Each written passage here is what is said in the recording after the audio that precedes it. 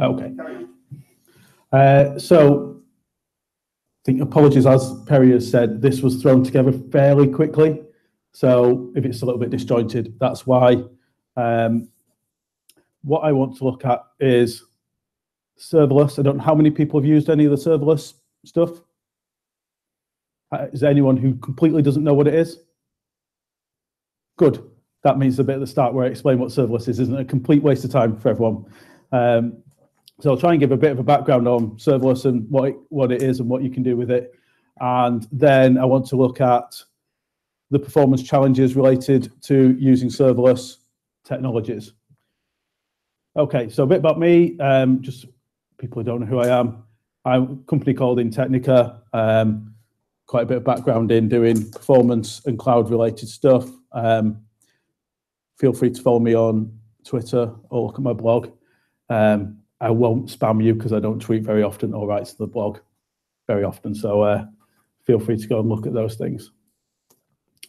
Okay, so as a starting point, what is serverless? So going back in history, who remembers these things?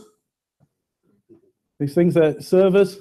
What we used to have to do in the olden days was we used to have to get one of those and we'd have to take it out of a box, put it on a rack and plug in some wires into it, and probably install an OS onto it and do all sorts of stuff to it. As time went on, they started looking like this. They were smaller and they became black. Originally, all servers were all beige. After a while, they all became black. That was as you got more modern, they became a lot smaller. And around the back of your servers, it all looks like that every time, unless it looked like that, which it did in all the servers that we used to run. So as time moved on, rather than having boxes that we managed, they sort of started going towards virtual servers. So this was sort of at the point where servers, as I say, were becoming smaller and more powerful. So you could run multiple servers from one server, and people like VMware and things like that came up with virtualization. Now, in reality, even though it was virtual, it was sort of the same thing, unless you were actually racking the server. For end users running services on virtual servers, you would still have a server that you logged onto, and you would install software, and they would generally be long-term contracts you'd have with limited amount of servers. So you could spin things up more quickly, but it was not a massive amount of change. Then, as things went on, we sort of started moving into the cloud. So you had things like EC2 come along, Rackspace and others, which were these kind of infrastructure as a service approach to things. And that took virtualization on, I think, to another level again, where you were spinning up and destroying servers fairly regularly. And you could do that. They were very disposable at that point and very recreatable. So that was taking, I think, a lot of the sort of theoretical promise of virtualization, taking it to that next level where you do have disposable infrastructure. But what you still have, even in that one, is there's a server that you connect to where you can install software, and you have to be responsible for running that server. The next generation of that was moving into the cloud at the next level, which was looking at platform as a service. So the likes of Heroku and Azure and others. And in this model, you moved away again from your server as being something that you managed, and all you were doing now is more passing a set of code into it, and it would run a server on your behalf.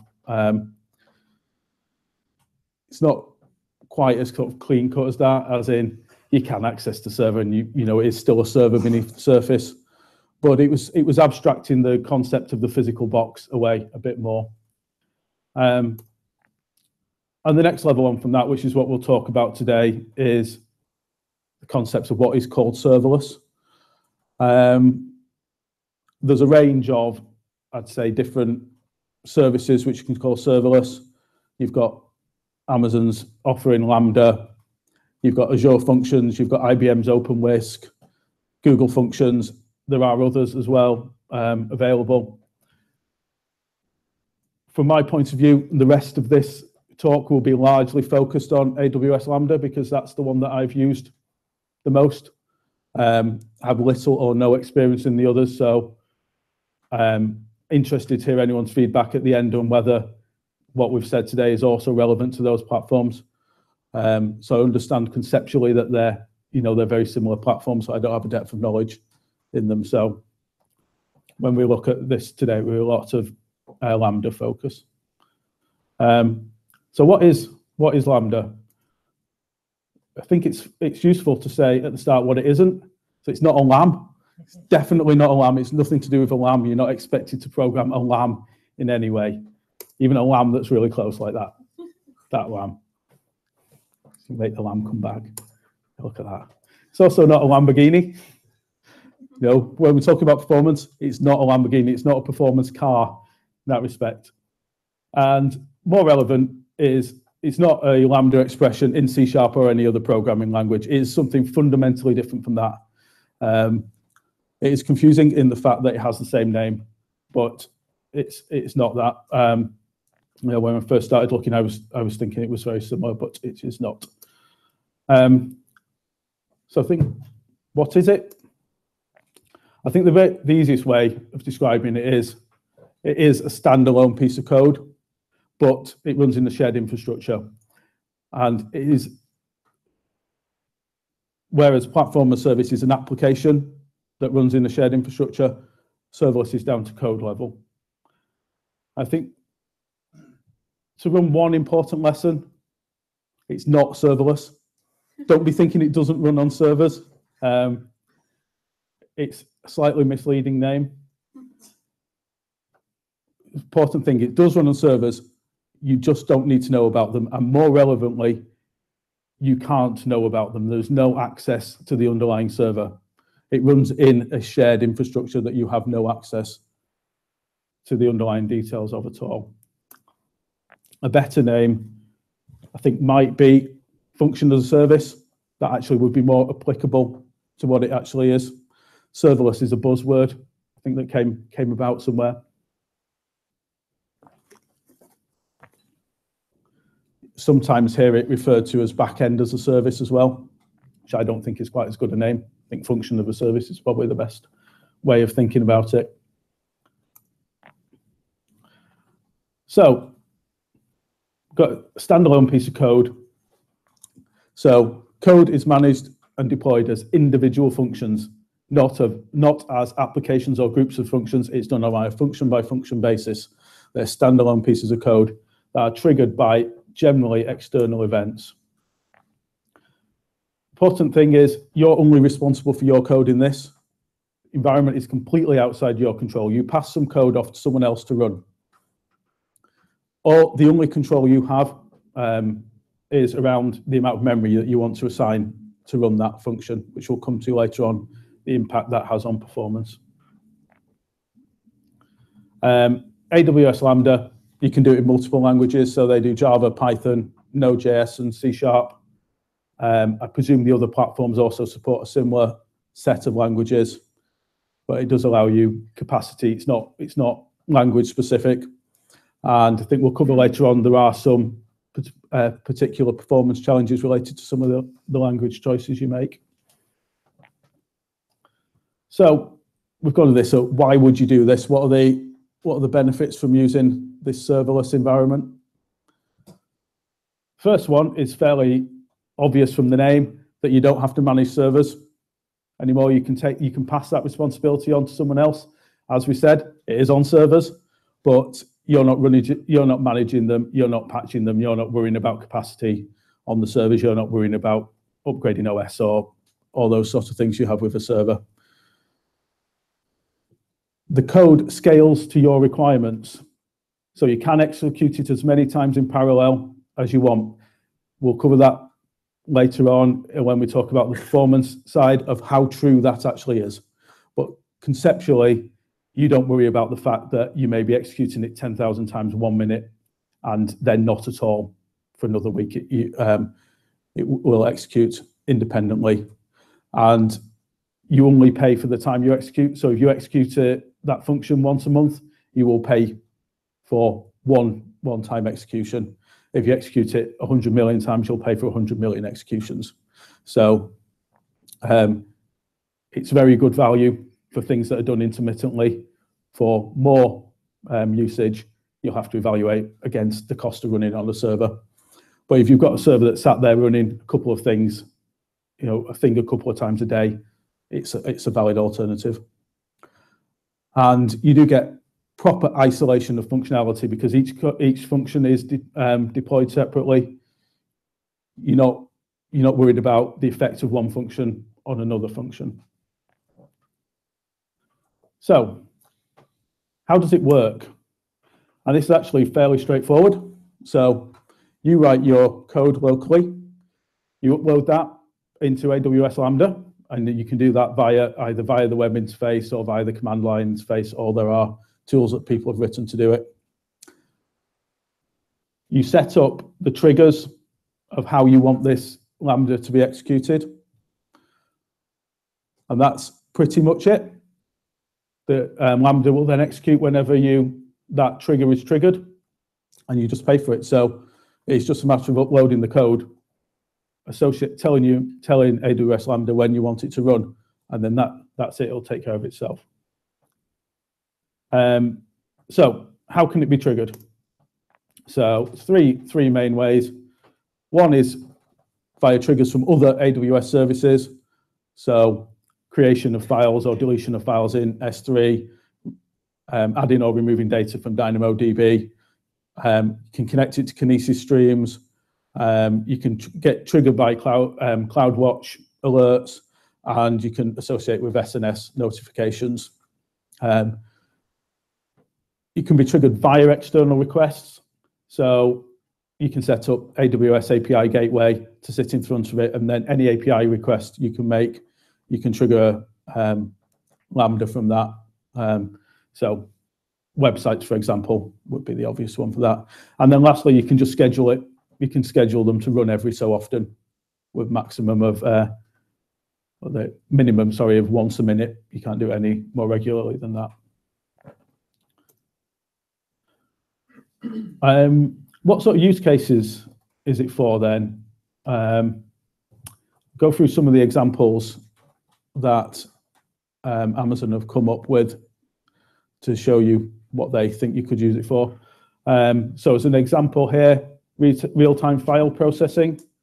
So this is triggered by any time anyone uploads something into S3. They upload an image to a certain place in S3. This triggers a Lambda that will resize the image, save it out as a thumbnail to S3. So basically, triggered by file changes in S3. I think that's a fairly good example in that it's a nice offline process. So anything that happens in S3, you can do this offline and it will be there at some point in the future. You're not waiting for feedback. So slightly different one, real-time data processing. Again, you've got a stream of data coming in here via Kinesis from social media. You've got a Lambda there, and you can have multiple Lambdas listening to the end of the data stream to do multiple tasks. In this case, it's adding some data and writing that data to DynamoDB. So basically, you're taking a stream of data, pulling out data you're interested in, and storing it in a relative database. You can then feed back to whatever tools you're using to manage social media trend data.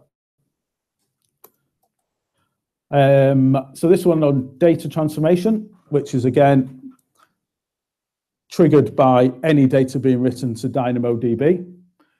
Once that data is triggered, you can then write a Lambda that will pick up that data, do something to it, and store it. In this case, it's storing it into the data warehouse. So similar to SQL Server triggers that process whenever there's an update happens right out to data warehouses. This one's not got a nice diagram for, but this, I think, is what I come across most people using for. I don't know if other people using Lambdas as part of their deployment process. Yeah, so I mean, this is, when we're looking at it, that I've come across in real use. A lot of people use it for little kind of glue and plumbing tasks to join together various bits of the deployment. So there's a wide range of that. We use it for picking things up once Jenkins builds them and drops them S3. We use it for doing some transforms and putting it up onto servers. And then the last one, which is using Lambda as a proper backend to a web service. In this case, it's a more of a mobile app, which then connects to the API gateway. Lambda then returns data to the API, or in this case, it uses to trigger a notification. So there is the capacity to write an entire web backend using Lambda behind an API. And I think once I'd be interested to sort of hear people's thoughts on whether that was a good idea or a bad idea, and hopefully the performance stuff that we come to will be more relevant to this. So I think, is there anyone here who's using any Lambda for any sort of thing radically different from that they want to share at this point? Okay.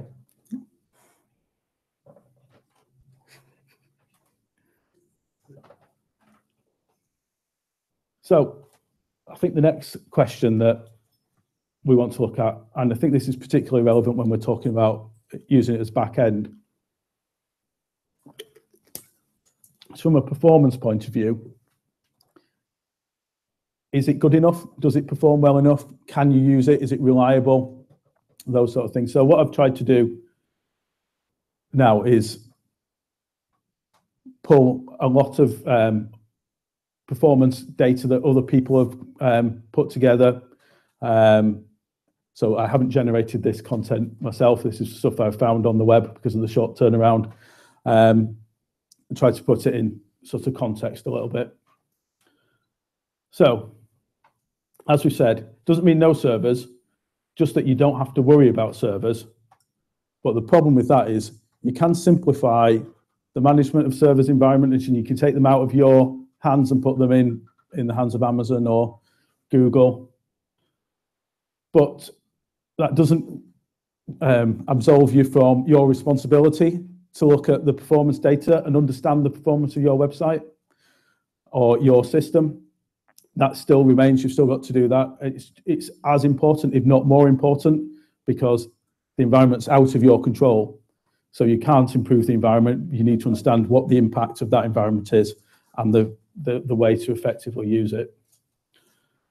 So there's a few performance challenges. The first one, I think, to deal with is that you don't have the standard metrics that you might be used to looking at from a server-based architecture. They're not available. The stats you get a lot more now around the external execution time. So you're taking a different view of it. That's a challenge because it's a different way of thinking and you're looking at a different set of data. And the solution will probably be different. You can't throw a bigger server at it. You can't do anything on the server side.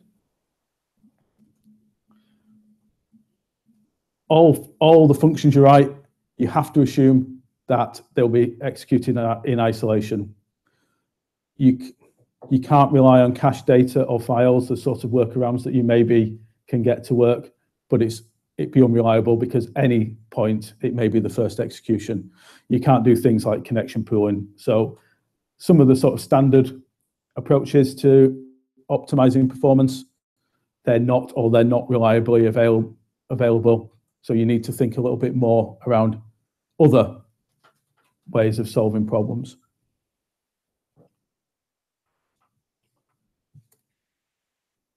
Okay, so we've said that you need to look at the execution time and the external data around that.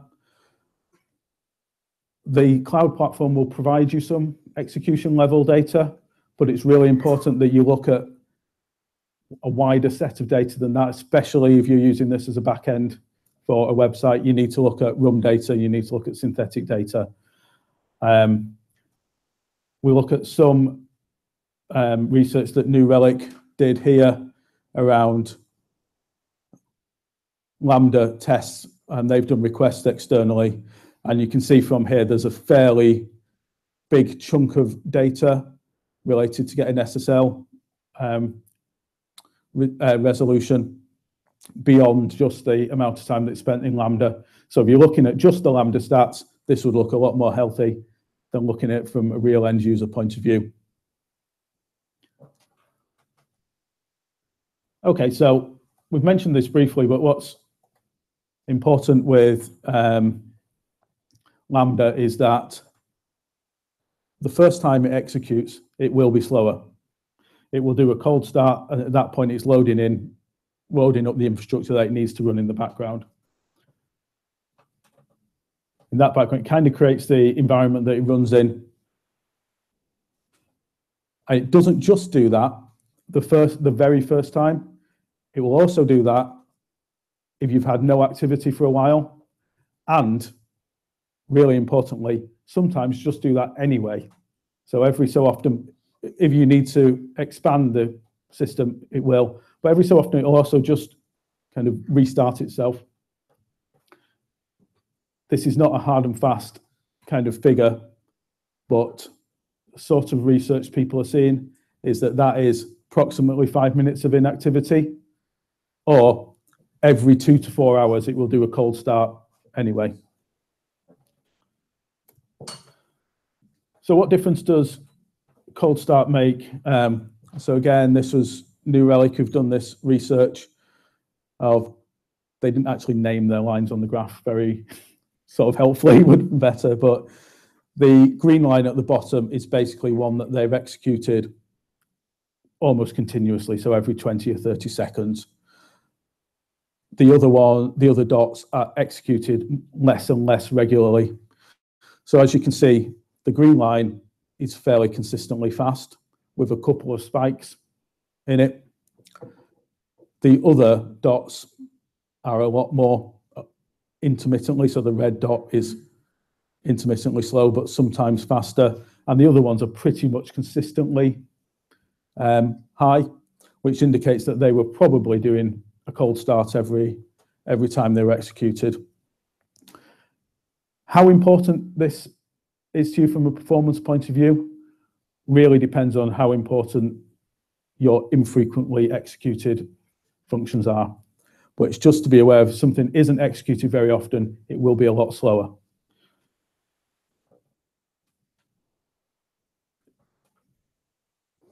That cold start, that varies by language. Particularly, Java is slower than the others because it's loading up a lot more baggage that goes with it.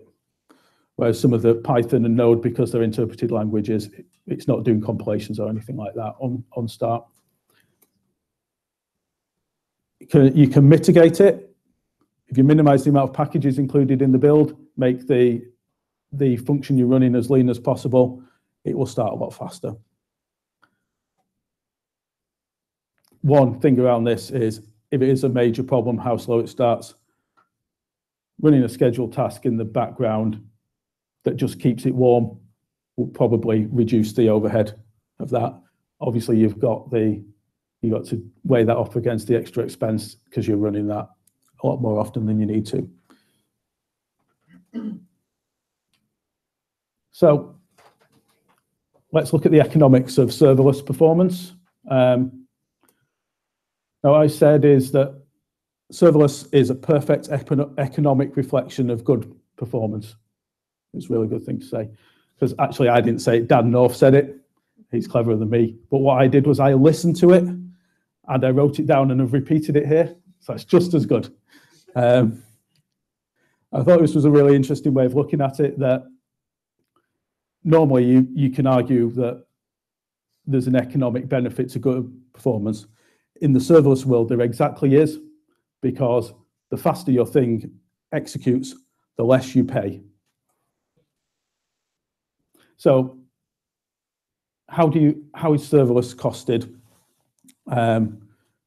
Basically, 3 elements to it. First, the number of times it's executed. The second is the amount of memory that you allocate to that function. And the third is the time it takes to execute. between those three, it fixes the cost. They're not all equal. The memory allocation will push the price up, and the execution time will. The number of executions probably less so. So from an AWS point of view, execution is charged in 100 millisecond blocks. So if you've got something that's 105 milliseconds or 205 milliseconds, optimizing that by 10 milliseconds will reduce your cost significantly. And you can look at that and decide whether or not it's worth optimizing, but look at how many times it's executing and how much you're actually going to pay to see whether or not it's even worth doing that optimization. There's no point in putting weeks of effort into saving a few milliseconds just to save a bit of cost. Which takes us on to looking at the memory size. So one of the big things that determined the cost was the memory size. Now, in the serverless world, or at least in the Lambda world, that's the only thing that you can change. You can change the memory. Now, what it's actually doing, it's not just allocating more memory, it proportionally allocates more CPU as well, and sort of a better performing server. So it's really important that, and it is mentioned in the documentation, but it's sort of hidden away. They don't make a big thing about it. So we'll look through some of the sort of impact of that. Got an example here that someone's done of a low memory but a high CPU task. In this case, it was thumbnail creation. So they had that running locally, used less than 50 meg of memory. So they thought, let's go on here on Lambda, and 100 meg of memory will be absolutely fine for that. When they started testing with 100 or 128 meg of memory here, see the duration was consistently taking well over 2 seconds. Far, far slower than they were seeing on their local machining testing. Looking at increasing the memory size though, putting the memory up to 1500 meg, 7 times improvement in performance, because you got a much higher CPU for executing it with. So when you're looking at memory allocation, also consider CPU allocation. And I think a lot of times probably a matter of testing it and get the optimal balance between the actual execution time and the overhead of running that. Again, balanced against the cost, because every extra bit of memory you charged extra for. Have you got that example of like you've got a 7 times performance improvement, but is it 7 times more expensive, or is that the next slide? It's not actually. You would have to do a calculation, so because it varies on memory and number of executions. Look to this. I think it's. Yeah, it's but just if that was straight like for like, what that would be. Yeah. Yeah, I think it is relatively, isn't it?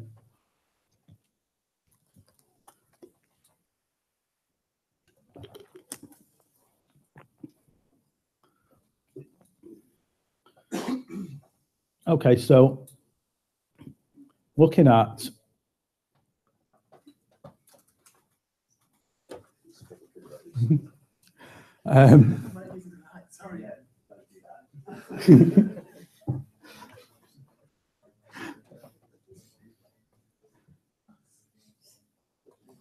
that's better.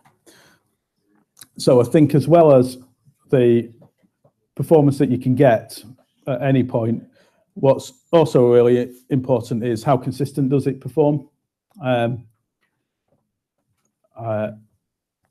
and basically how reliable is it in terms of performance.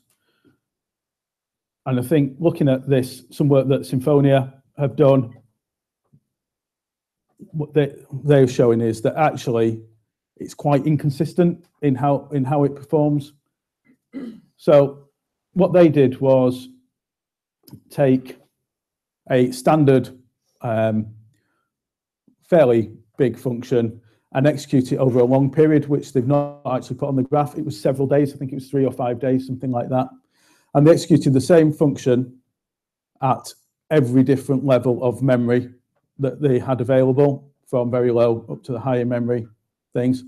And you can see from the graphs here that there's a lot of peaks and troughs here. So it was fairly variable what they were getting back in terms of the response duration. And what we've done on this next one is we've actually sorted that into response order. And you can see on the right that actually the lines end up pretty much proportionately to the amount of memory. So the highest memory is getting the fastest response, the lowest memory is getting the worst response, and it's relatively proportional to the gaps. But down at the left end there isn't that correlation at all. All the memory, different memory sizes, so the different sorts of sizes of machines it's running on, are actually sometimes almost as fast as each other. So what does that tell us? I think it's pretty much saying that the performance level and the amount of horsepower that you're getting for executing new functions is almost a worst case scenario. So it will never be worse than that, but it may well be better than that. Which generally you probably think that sounds pretty good, but I guess there are some downsides to that. One is that to get high levels of consistency, you probably need to look at high memory settings. Lower memory settings, it may be unreliable, and you may not be able to depend on the throughput that you get from it. Sometimes it'll be fine, sometimes it will be a lot slower than you expect. Which leads to this, which is saying that because it is inconsistent like that, in order to benchmark what your expected or what your required or appropriate memory size is, you need to benchmark it for actually quite a long time. Because if you're doing for a short time, you may be in one of its fast periods, in which case you would then have unrealistic expectations or incorrect sizing of your environment.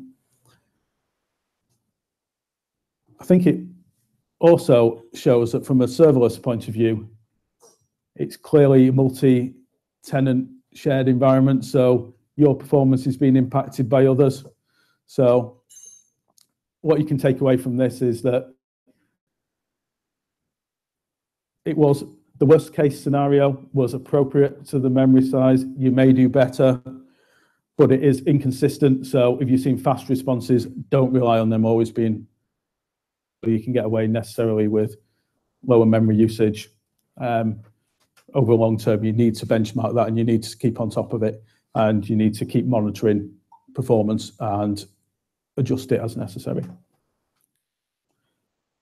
Okay, and then the final thing was found some data comparing 3 of the leading platforms just to see how they related to each other. And what this was someone had done a performance test, ramping up the number of requests against the 3 platforms. And what you can see from here is that the Google Cloud is clearly the fastest in response time overall. AWS was a lot slower, though the thought was that that was more network than actual Lambda itself. Google has got a much more efficient network. And this was quite a large response. And if you look at the Azure functions at the bottom, that is again much more inconsistent. What I thought was interesting from these graphs is that theoretically, the way that serverless should work is that your requests should keep going up and your response time should go straight across. That's the sort of conceptual way, because it shouldn't make any difference.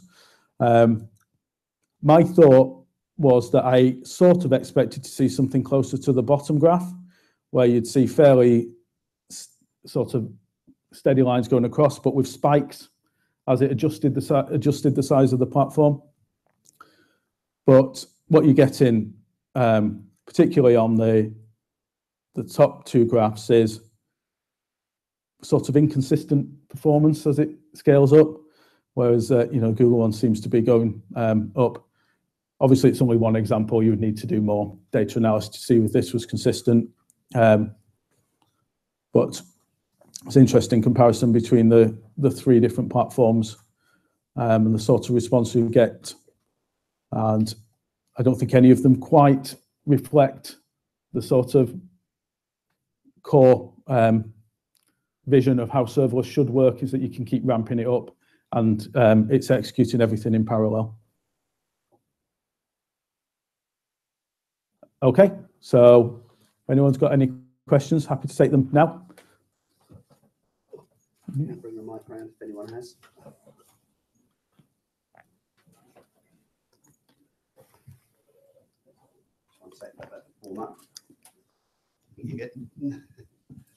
So in comparisons between Lambda and say Docker, do you think Lambda, because I'm studying both Docker and Lambda, do you think Lambda's a real game changer, or do you think there's, because there's quite a lot of heavy investment in Docker at the current moment, a lot of people like in container as a service. Do you think Lambda will really change that? And do you think we'll get more languages in regards to Lambda as well? Because at the current moment, we've got Node.js, Java, Python, and C#. C#. Yeah. Do you think we're going to get more languages, and do you think Lambda's a real game changer? I would say for more languages, probably yes. So C# come out fairly recently. I suspect that others will follow. And in terms of Docker versus Lambda,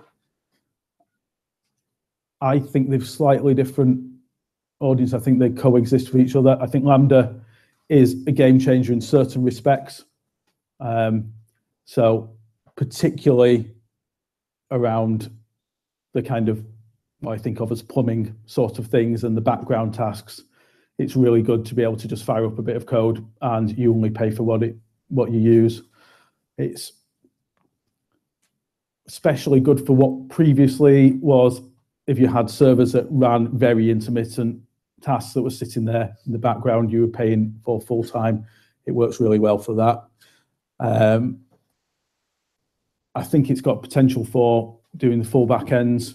I think it's got a way to go around that yet. You've got to deal with all the things like CI integration, code management. It's very disparate at the moment, and there are frameworks coming out to try and address that. There are frameworks coming out as well that aim to address multi-serverless solutions, so you can have things running in different bit and fail over between different clouds and things like that.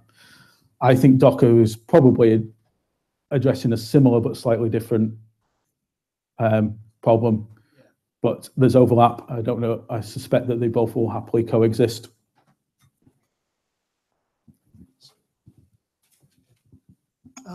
I had two questions. The first was regarding scaling. So who controls how many instances you spin up of the Lambdas, or do you have any control over that? You don't have any control over that. So literally put some code in that and tell it how much memory, fire requests at it, and it handles those requests. So do you? There's a concurrency model. You declare how many concurrent functions that you want to allow to run at the same time.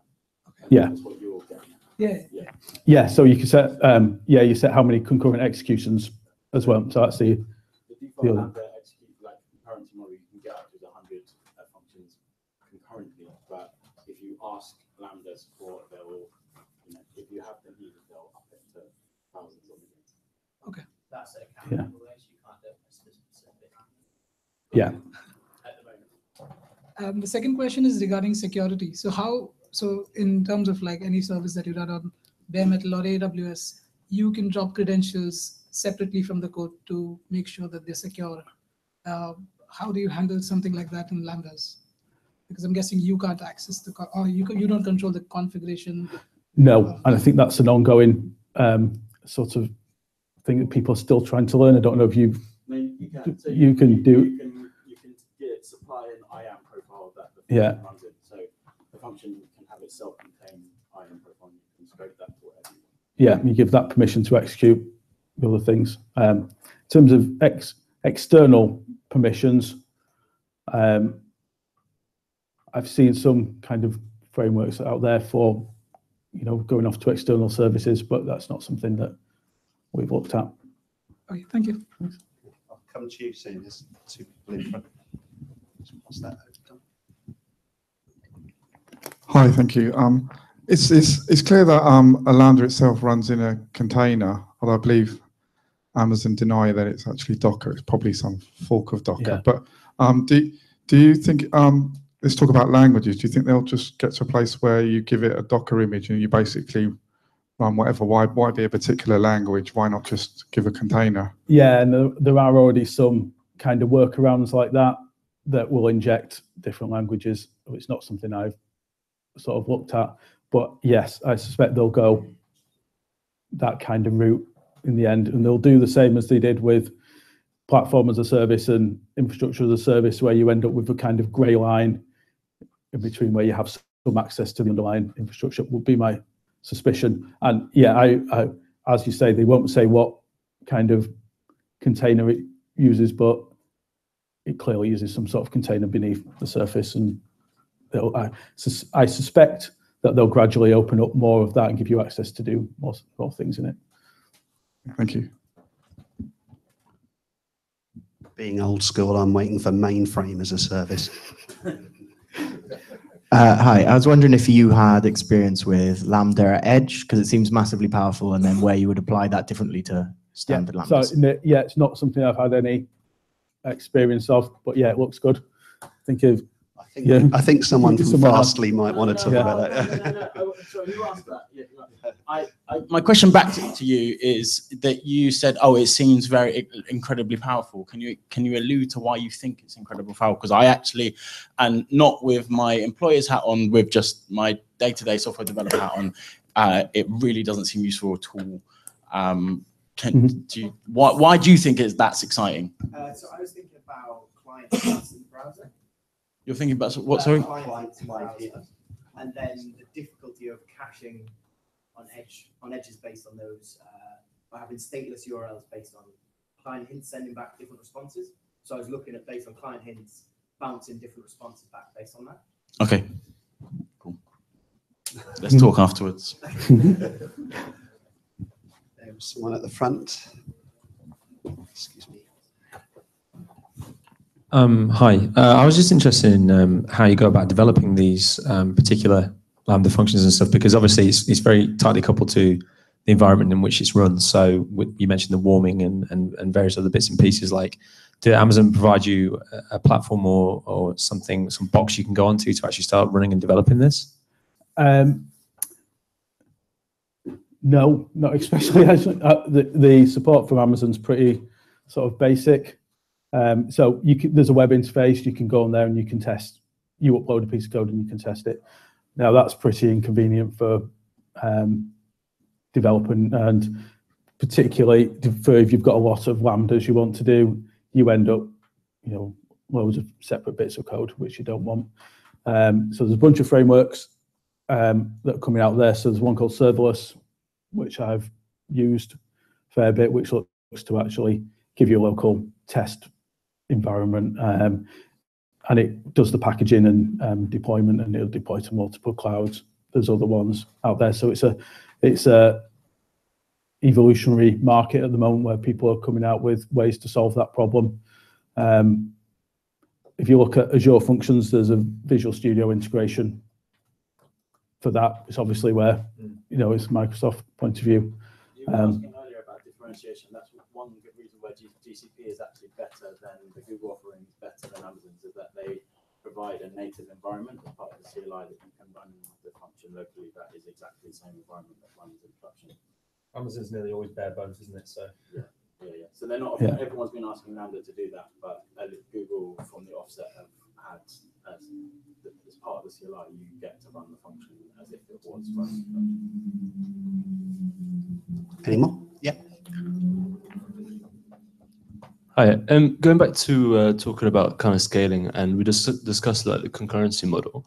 Do you, in your research, did you find anything around kind of like the response time to increasing the load on these Lambda functions? So we're thinking about going from maybe, you know, a Kinesis stream ingesting a little bit of data, and then loads of floods of data comes in. Does a code start like affected, or how quickly can it respond to that sort of? Yeah, I think that's probably the closest to that. It's not a massive sort of spike. So I'm guessing what you're asking is if you've got something that ticks along doing just a little bit and then suddenly there's a massive spike. Spikes in traffic. No, I didn't come across any data like that, and that's not something that we've sort of studied. My suspicion would be that I would guess it's closer to the bottom one where you have spikes whilst it scales and does cold starts and it's doing that sort of thing. But that is only a guess. I don't know if anyone else has looked at anything like that. Yeah.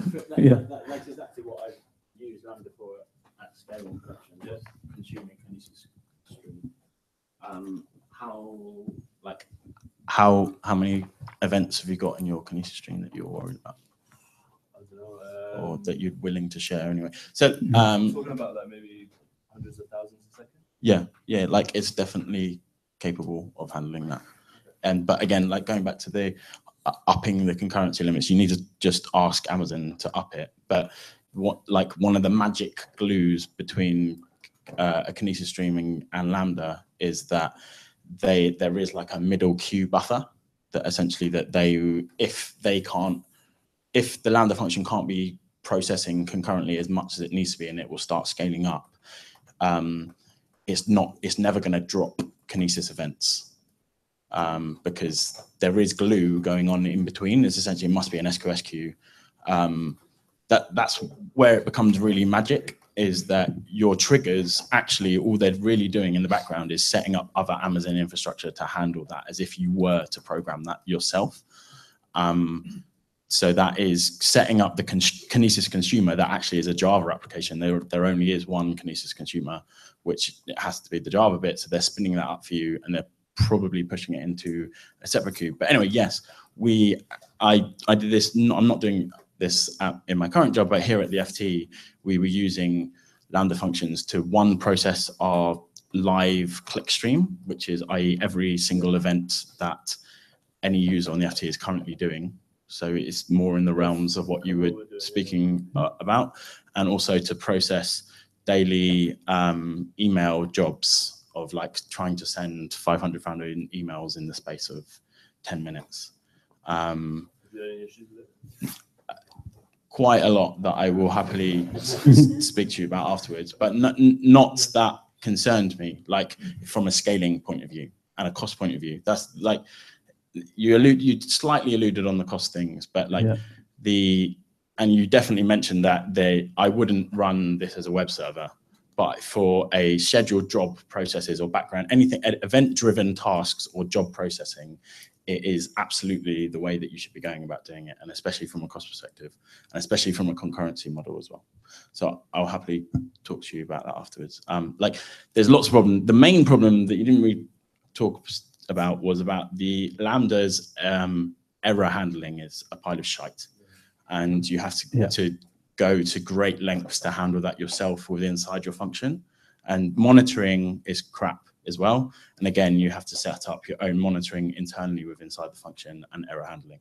Other than that, it's amazing. Yes, but that's where the other, although there are still in their infancy, Cloud and Azure, Google Cloud and Azure are much better from an error handling and modeling perspective. Lambda is much better from the interface and the scalability point. Talking about that monitoring there, has anybody thought about kind of issuing out of their Lambda code kind of like feeds into Prometheus and stuff like that? There's a way of monitoring the internal side of the code rather than get this problem of the external aspect. I was just wondering whether that was maybe something that could be done. Yeah, but it's kind of self-instrumentation, but it could be a way of doing it. Anyone else? Yep.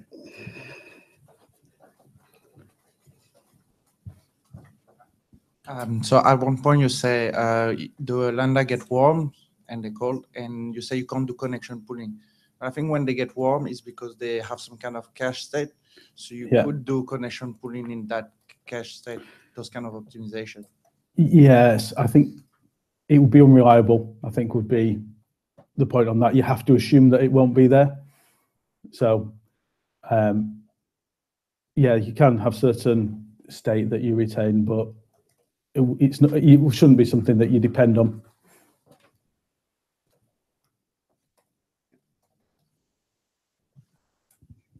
Hi, just want to ask about managing unplanned costs. So we talked about errors and things like that. So things retrying, infinite loops, and failover scenarios. Is there protection there, or do you have to plan around it? From a Lambda point of view, there's a maximum execution time that it'll run for, which I think is 5 minutes. Now it used to be less. We've put it up for that. That doesn't apply in all the other platforms. So Google Azure Functions will execute indefinitely. So yeah, you have to be careful on that. Like we're saying, it's the error handling's not great. So you have to make sure that you're leaving the anything in a state that you want to leave it in. If you've got an infinite loop, that is obviously firing off other requests, which will be accruing cost. You need to be careful of that. So there is a fail-safe in that it will stop executing after 4 minutes, but you can theoretically run up quite a lot of cost in 4 minutes. And so, yeah, you would need to build safeguards into your code from that, which I think makes the lack of a local test environment or local Amazon supplied test environment, more of an issue, because you can only test it properly in production, and you will be running up cost by doing that.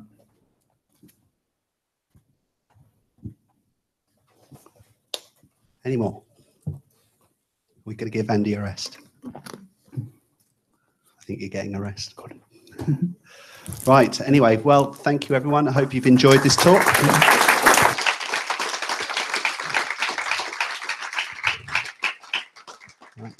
Personally, I found that a really great introduction to kind of like where serverless has kind of come, where it may be going, and the discussion over the base performance things you need to think about. It's really, really interesting. So hopefully that has been a great introduction for everyone.